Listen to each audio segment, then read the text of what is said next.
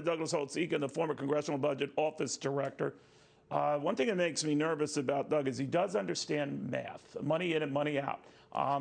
It's a valuable, intelligent feature to have in life, to know numbers. So, Doug, I want to tap that part of your fine brain to get a sense of where this fine mess is going.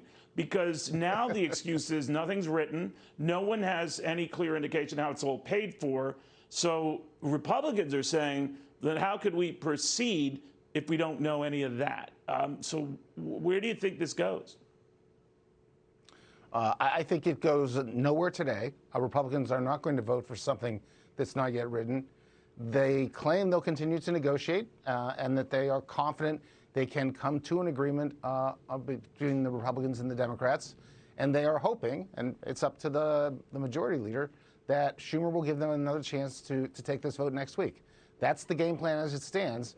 But that's a pretty murky outlook as it goes, Neil. You know what else is a little weird? Just because the Senate does one thing doesn't mean the House has to follow suit, which would kind of be reverse logic.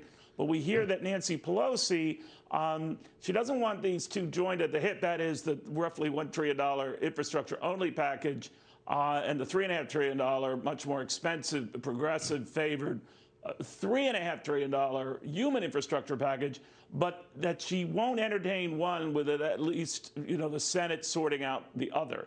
That's like, a risky game of 21 Monty here. I mean, so what happens then?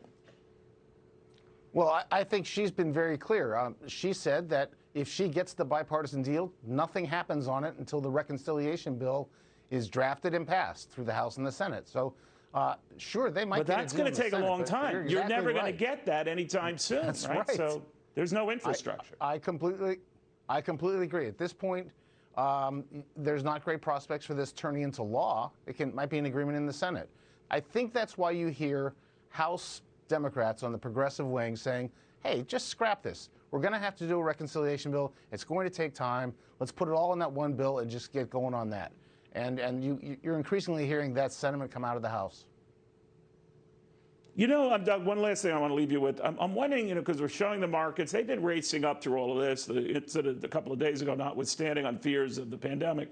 But I suspect part of this might have to do with if spending is delayed, certainly those tax hikes are delayed. So as things stand now, do you think tax hikes have a chance of coming to pass this year? I do. I think in the end, we are going to see a reconciliation bill. It's almost inconceivable that a newly elected president wouldn't get some part of his campaign platform enacted into law. So Democrats will ultimately coalesce around some version of tax hikes and spending on hard infrastructure plus the human infrastructure. They may not get the $3.5 trillion or $6 trillion or whatever number they prefer, but they'll get something, and they will get their centerpiece of raising individual taxes, raising the corporate tax rate. All right, we'll have to see. So finally, I guess that old, saw that the rich will pay their fair share, that's an ever-moving target, will be realized. Doug Holtz-Eakin, thank you very, very much. Thank you.